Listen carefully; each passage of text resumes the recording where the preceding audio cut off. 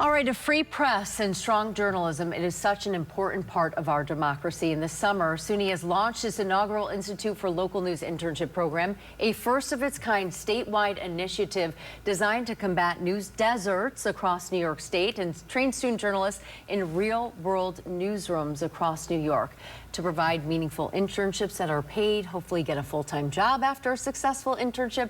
Joining us this morning is Laney Salisbury. You are professor of journalism at the University of Albany, as well as J.T. Stone. You're one of the inaugural students, now a graduate, I should say, that's part of the program. I made it. You made it. Congratulations. Before we get to you, Laney, we talked earlier about the program in general. Talk about the statistics and what news deserts and communities do.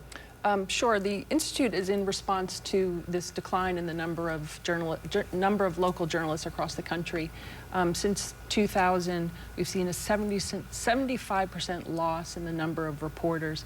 So there used to be about 40 reporters per 100,000 people. That's down to about, on average, 8.2.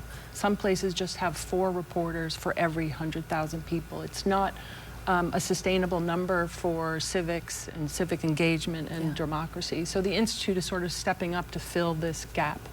And so far it's been a great success. We're getting wonderful feedback from our news outlet partners. Excellent. And J.T. Stone, that means you're doing a good job. You're at the Times Union.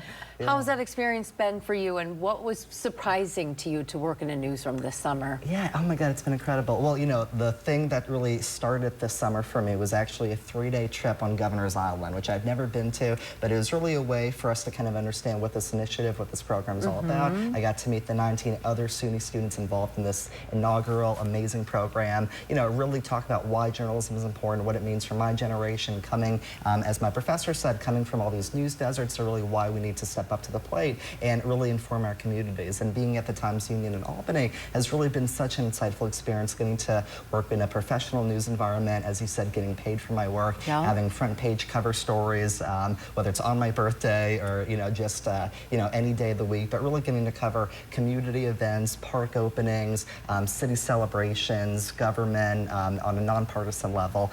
It's really been so insightful for me as an early career journalist. And I should mention, I feel lucky enough, I get to work with Laney as well as a UAlbany professor of journalism, adjunct professor, I should say. You do so much, Laney. What's next for this institute?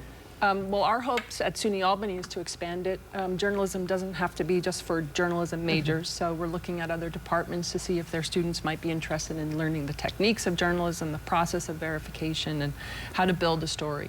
In the hopes of just, you know, spreading them out into the neighborhood to cover whatever stories these local news outlets may need, because they just don't have the staff. Yeah. All right. I am told we are out of time. I'm so grateful for your time this morning. Thank you for coming on. I know it's a little bit early, especially for just a recent graduate. All right. Thank you so much. Back to you guys.